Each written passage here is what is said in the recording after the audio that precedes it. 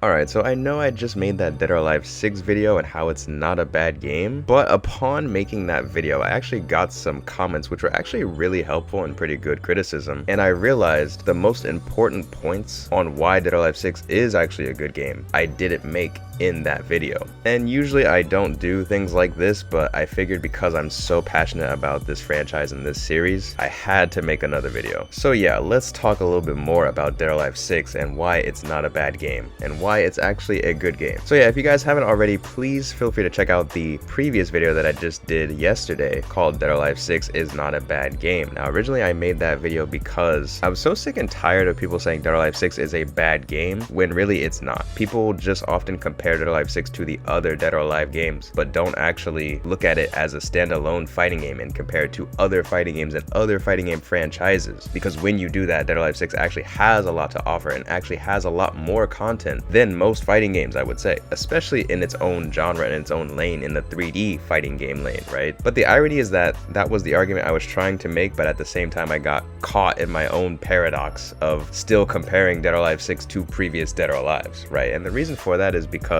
once I started making the video, like, my main point was that I wanted to counter argue this whole idea that Dead or Alive 6 is a bad game because they nerfed the sex appeal, because that was what some of the people were saying in the comments of my Dead or Alive reboot video, where I talked about if fan service is going to be added, and the people saying, oh yeah, Dead or Alive 6 is bad because they nerfed the sex appeal, and I'm like, no. Dead or Alive 6 is not as great as the others, and here's why. But then once I started talking about that, I got caught up in, you know, things that I've wanted to say about Dead or Alive 6 and comparing it to Dead or Alive 5 and all these different things that I've always like kind of had in my mind, and then I got sidetracked and kind of just, you know, forgot the whole point. And even when I was editing the video, I realized, oh damn, I didn't actually make too much of the argument of why Dead or Alive 6 is actually good, so I had to post record and make a whole other segment for the video and everything like that. And even then, I still feel like it wasn't enough, because when I put out the video, I got a few comments from one person and they actually brought up a lot of really good points about how Dead or Alive 5 Last Round actually wasn't the first, you know, iteration of Dead or Alive 5, and we always compare Dead or Alive 5 Last Round to Dead or Alive 6, but in actuality, Dead or Alive 5 base game was nowhere near as much content as Last Round. And you know, that's a really good argument, that's a really good point, but I never would have made that point because Dead or Alive 5 Last Round was my first Dead or Alive game. It was actually one of the first games I've ever had for PlayStation 4. I bought that game for $20 for my PlayStation 4 before I even had a PS4, right? I was still saving up for it at the time, but I wanted some games already, like, you know, ready to go and play once I actually got it. And I bought that game because it was so cheap. It was 20 bucks, and you know, I got it, and it's to this day still one of the best video game experiences I've ever had. So for me, Dead or Alive 5 was like, just, it's perfect. Like, nothing can ruin that experience. Nothing can tarnish or taint that game to me, right? Because it was just one of the best experiences I've ever had. It was so cheap, and it's one of the first games I've owned for my PS4, which is probably the console that I have the most games for,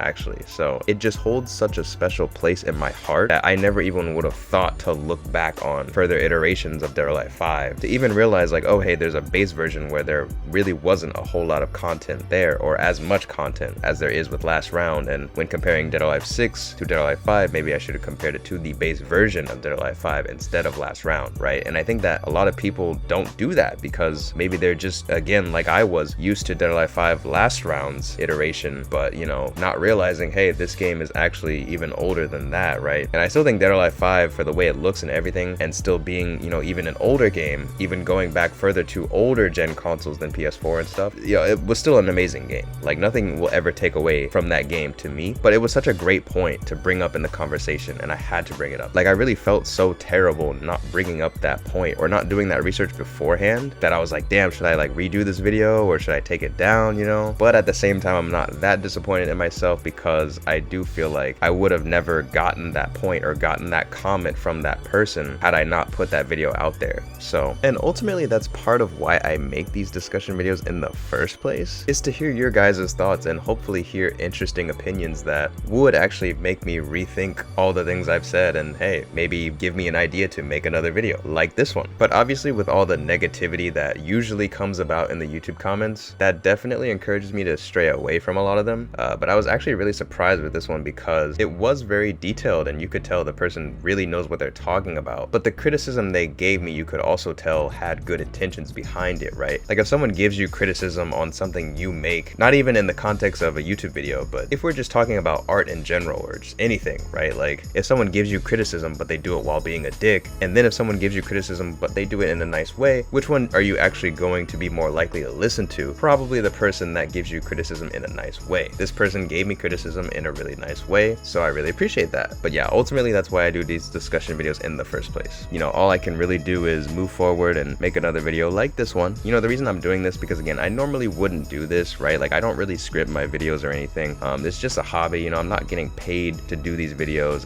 If I was, right, I would probably take a lot more time, you know, take months on end to make videos like this, right? And I think people mistake my voice because it sounds so calm and chill and relaxing, and they think that because I have such a nice flow and tone with my voice that I script my videos and I do like actual essays and stuff, but that's not the case.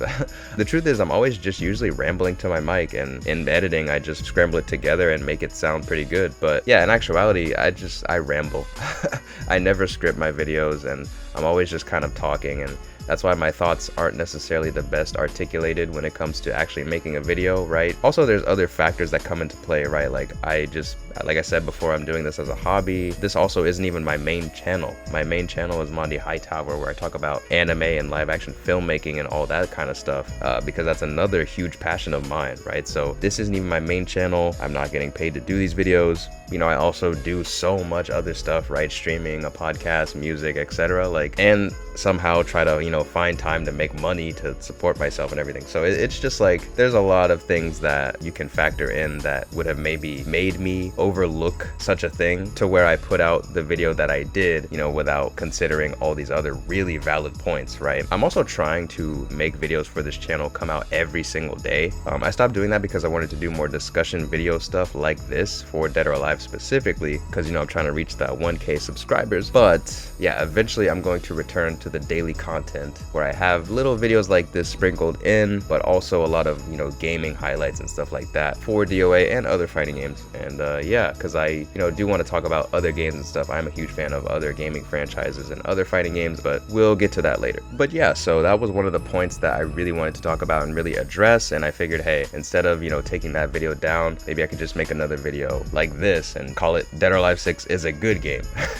So yeah, it'll just kind of be the Dead or Alive is not a bad game part 2, I guess you can say. And I guess another thing I also wanted to mention is that I was comparing Dead or Alive 6 a lot to Street Fighter 5 because that's like one of the worst fighting game releases in my opinion to ever exist. But even comparing Dead or Alive 6 to other modern fighting games that, you know, have released currently, the roster is still pretty decent and a lot bigger than a lot of current fighting games, right? Like Guilty Gear Strive, 16 characters on release. Street Fighter 6, 16 characters on release, whereas Dead or Alive 6 had 26 characters on release. So that's pretty good. And again, like I mentioned, Street Fighter 6 is one of those rosters, and that game hasn't even come out yet. So we have fighting games that are coming out still to this day that have less characters in their base roster than Dead or Alive 6. And not just the characters, but also the stages. Dead or Alive 6 has 14 stages, whereas Soul Calibur 6, which is also another 3D fighting game, only had 11 stages. And that pains me to say because I think Soul Calibur has some of the best stages in any fighting game ever made. Soul Calibur 4 and 5, oh, I still think about those stages to this day. But Soul Calibur 6 only had 11, and most of them were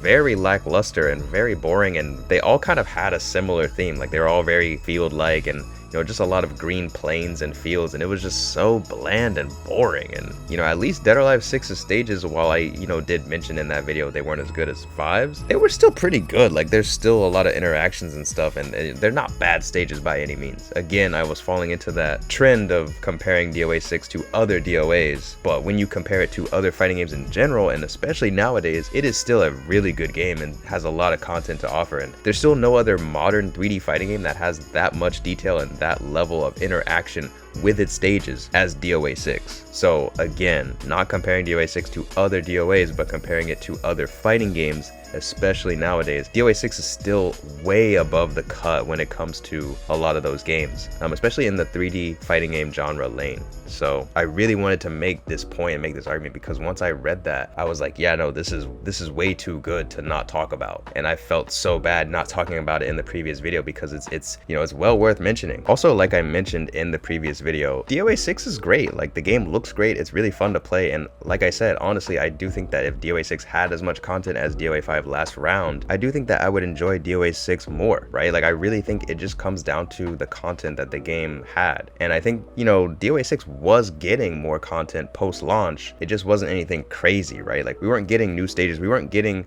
like a whole lot of new characters, right? Like, we were getting new characters, but those characters were really just from 5. The newest characters we got in 6 were Kula, Tamaki, and to be honest, I wasn't really sure how to feel about those characters because they were all blue haired, right? Like, we got Nico, who's a new character, but she's got blue hair. Tamaki, blue hair. Kula, blue hair. Like, so many blue haired characters. I'm like, bro, I don't know, like, mix it up, make one of them green or something, you know? I don't know. I wasn't really sure how to feel about that, but yeah, I think honestly, if we got that DOA 6 Ultimate or DOA 6 last round, and obviously there's still a lot of things in 5 that were done better than 6, like a lot of the stages and interactions were just more interesting, more dynamic, but the stages in 6 aren't bad. They're not bad at all. They're not bad by any means, and a lot of them are still really good, still really interesting. I do like the Dino stage. I do like, you know, a lot of the stages. Like, I like the Coliseum stage a lot. I think it's really interesting and really cool, and yeah, like, I do like the stages in 6 a lot. I just think if there was a lot more, I'd be able to appreciate all of them, but since there's only so many, there's really not that much as 5. It makes it harder to appreciate. And obviously I do still like the ones in 5 more. Like, I like that fireworks stage. I just think it looks so pretty and they still look more interesting to me. But if we got more of those stages in 6, right, like if they just put a lot more of the content from 5 into 6 and we had more stages, we had more costumes, we had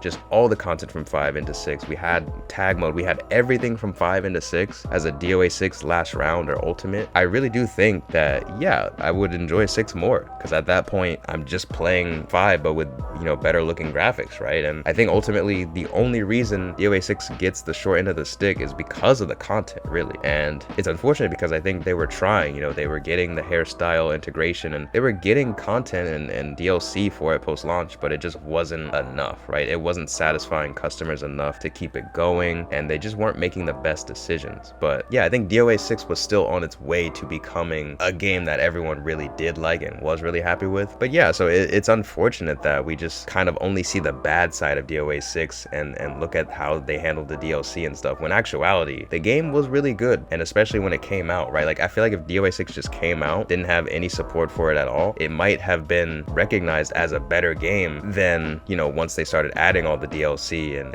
adding all the stuff from 5 that felt a little bit rehashed. Like, I wonder if people's perception of the game would have actually been better if they just left it and they just released the game and said, all right, this is the game, we're not supporting it afterwards. Because at the end of the day, DOA 6 does have a lot of new stuff, right? Like, it does have a fair amount of new stuff in it. Some stuff is rehashed, but a lot of stuff is new. I think it sucks how DOA 6 is looked upon because we always think of the bad side, and comparing it to DOA 5 last round, which, you know, that game is just amazing. It has so much content and everything. But if you compare it to an older title, like even Dead or Alive 2, for example, right? Like, for its time, Dead or Alive 2 was probably such an amazing game. But, you know, comparing it to DOA 6 now, which game are you actually gonna play more of? You know what I mean? Like, and again, not hating on any other entry in the Dead or Alive franchise because I love all of them, right? But if I'm being honest, you know, yeah, a lot of those games for its time were great, but Dead or Alive 6 is the game I'm gonna play more of now because it looks amazing. And you could argue that DOA 6 has more content than some of those older games. I guess you could argue maybe some of those older games costed less, but I digress. For Dead or Alive 6 to come out in its time and still have a lot more content and look better, because hey, Dead or Alive 6 looks better than MBCI, I'll tell you that much, you know, looks better than KOF 14, I'll tell you that much. Looking really good is a very important thing because we've seen the failure of MBCI where the game just looked terrible. People said the game was fun, but it looked terrible. So that is a very, very crucial thing. And Dead or Alive 6 looks amazing. Like, it looks like a next gen console game, but on previous gen console. Like, it still blows my mind how good DOA 6 looks, how good all the DOA games look. But for DOA 6 to come out in its time, look as good as it does, run as smooth as it does, and be as fun as it is, and have more content than a lot of fighting games that are being released to this day, like DNF, like Street Fighter 6. Like, are people really still gonna say that DOA 6 is a bad game? But yeah, I think I've made enough points now to hopefully make you guys realize that yeah, DOA 6 is not a bad game. Maybe not as good as Dead or Alive 5 last round, maybe not as good as some of the other Dead or Alive games in comparison, but in the realm of fighting games, it is nowhere by any means of the imagination a bad game. Because like I mentioned earlier, you know, Dead or Alive 5 last round, amazing, but that wasn't the first iteration of Dead or Alive 5. So is it really fair to compare it to that? Hopefully this clarifies and, you know, actually makes sense of the previous video that I just put out yesterday. I'm really sorry that I didn't make all these points before, but like I said, you know, I never would have actually realized these points had I not put out that video and had that amazing person comment some of these things to, you know, help me realize. So thank you so much to that person, and thank you guys so much for tuning in and watching and supporting and subscribing and leaving likes on the video. It really helps me out a ton. Please do that if you haven't already. But yes, that's gonna be it for this one, and that's gonna be it from me. I'm going to try and get more DOA videos out for you guys so I can hopefully reach that goal of 1K subs, and then yeah, definitely want to continue with more daily content and more discussions for other video games and stuff. But yeah, so be sure to look out for all of that on this channel. But until then, I'll see you guys in the next video.